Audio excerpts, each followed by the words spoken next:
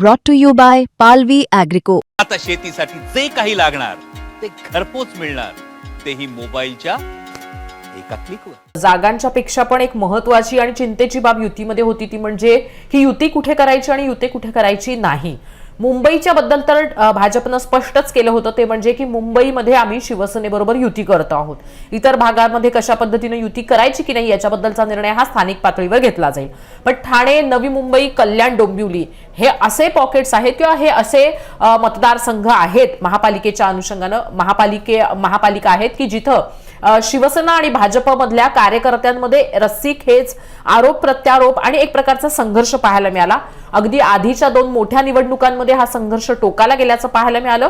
आणि जर आपण पाहिलं तर आता नगरपरिषदा, नगरपंचायतीच्या निवडणुकांच्या वेळेस सुद्धा या आसपासच्या ठिकाणच्या ज्या नगरपरिषदा, नगरपंचायती होत्या तिथे सुद्धा हे जे कार्यकर्ते आहेत ते आमने सामने आल्याचं आपल्याला पाहायला मिळालं. असं असताना सुद्धा कालच्या या बैठकीमध्ये ठाणे, नवी मुंबई, कल्याण, डोंबिवली इथं सुद्धा युती करण्याच्या बद्दलचा निर्णय झाला. हे कसं काय घडलं किंवा हे कसं काय शक्य झालं? नगरपरिषद, नगरपंचायतीच्या निवडणुकांचा हा परिणाम आहे की आता शिवसेना आणि भाजप सोबत असल्याशिवाय आपल्याला अपेक्षित असं यश मिळणार नाही याच्याबद्दलची गॅरंटी ही भाजपची झालेली आहे की भाजपचा यातला आणखीन काही वेगळा डाव आहे? शिवसेना पुढे जाऊ नये यासाठी केलेली ही युती आहे. ऋत्विक, याचं विश्लेषण करायचं झालं तर मला वाटतं नगर परिषद, नगरपंचायतीचे नुकतेच आलेले जे निकाल आहेत त्या निकालांच्या आधारावरती याचं खरं तर विश्लेषण होऊ शकतं. त्याचं कारण असं की ज्या ताकदीने एकनाथ शिंदे आणि देवेंद्र फडणवीस त्यांच्या पक्षासाठी, त्यांच्या पदाधिकाऱ्यांसाठी, कार्यकर्त्यांसाठी प्रचाराला उतरलेले होते, त्यांनी पूर्णपणे झुकून दिलं या नगर परिषदा, नगरपंचायतीच्या निवडणुकांमध्ये. आणि अर्थात अपेक्षित यश सुद्धा त्यांना मिळालेलं आहे. परंतु यामध्ये जितकं अभूतपूर्व यश हे भाजपला मिळालेलं आहे, 48% त्या ठिकाणी निवडून आलेले जे उमेदवार आहेत हे भाजपचे आहेत. महायुतीचे 75%पेक्षा जास्त असल्याचा दावा मुख्यमंत्री देवेंद्र फडणवीस यांनी केलेला आहे. पण त्याचबरोबर जशी भाजप वाढते, जशी भाजपची ताकद वाढते आहे, याचा फायदा मोठ्या प्रमाणात महायुतीतल्या घटक पक्षांना सुद्धा होताना दिसतोय. आपण बघितलं जागा लढले किती, एकनाथ शिंदे 168, स्ट्राईक रेट जबरदस्त आहे त्यांचा. ते जितकी जागा लढतायत तितक्या म्हणजे जास्तीत जास्त जागा जिंकण्याचा त्या ठिकाणी शिरस्ता त्यांनी ठेवलेला आहे. मग विधानसभा असेल किंवा अगदी या स्थानिक स्वराज्य संस्थेच्या निवडणुका असतील. आणि असाच जर स्ट्राईक रेट राहिला, अशीच जर वाढ त्यांच्या पक्षामध्ये आणि त्यांच्या निवडणुकीच्या मेरिटमध्ये जर होत राहिली तर मात्र भाजपला 100%चा नारा देताना सगळ्यात मोठे अडथळे जे आहेत हे विरोधकांकडनं नव्हे तर मित्र पक्षांकडनं, विशेषतः एकनाथ शिंदे यांच्याकडनं येणार आहेत. हे गणित आता स्पष्ट झालेलं आहे. आणि त्यामुळे आता जर नगर परिषदेमध्ये सुद्धा आपण आणखीन एक गोष्ट महत्वाची काय पाहिली तर काँग्रेसनी अजिबात मेहनत न करता हे यश मिळवलेलं आहे. म्हणजे याचा सुद्धा कुठेतरी धसका मला वाटतं महायुती, एकनाथ शिंदे आणि भाजप यांनी नक्की घेतलेला आहे. विशेषतः विदर्भामध्ये म्हणजे विचार केला नाही, नेते उतरले नाहीत, त्या ठिकाणी मेहनत घेतलेली दिसली नाही, पण मोठ्या प्रमाणात त्यांच्याही जागा इम्प्रेसिव्ह, कन्सिडरेबली इम्प्रेसिव्ह नंबर त्यांनी आणलेले आहेत काही मेहनत न करता. आता ह्याची पुनरावृत्ती जर महानगरपालिकेमध्ये झाली तर काय, तर चंक कुठला कमी होणार आहे? तो ह्या महायुतीचाच होणार आहे ना. आणि त्यामुळे आपल्याला एकमेकांच्या विरोधात लढून किंवा सेना भाजपचं भांडण कुठे आहे, कल्याण डोंबिवलीमध्ये मोठ्या प्रमाणात आहे. गणेश नाईक विरुद्ध एकनाथ शिंदे हा सामना मुंबईत पाहायला मिळतोय. आपल्याला ठाण्यामध्ये सुद्धा काही वेगळी परिस्थिती नाहीये. ठाण्यामधले सुद्धा भाजपचे आमदार हे एकनाथ शिंदे यांच्या विरोधात कायम ओरड करताना आपल्याला पाहायला मिळतं.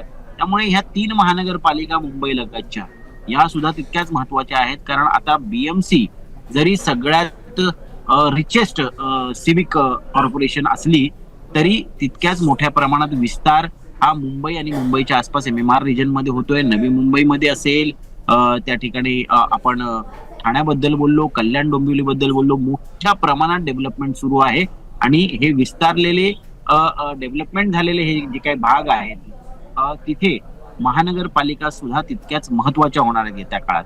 आणि तिथे जर आपण एकमेकांबरोबर भांडत राहिलो तर निश्चित याचा थोडा बहुत का होईना फायदा हा उद्धव ठाकरे यांच्या शिवसेनेला व्हायला, हा काँग्रेसला होईल. आता इथे फार काही स्टेक्स राष्ट्रवादी काँग्रेस शरद पवार यांचे दिसत नाही, पण पुणे पिंपरी चिंचवड मध्ये त्यांचे स्टेक्स आहेत.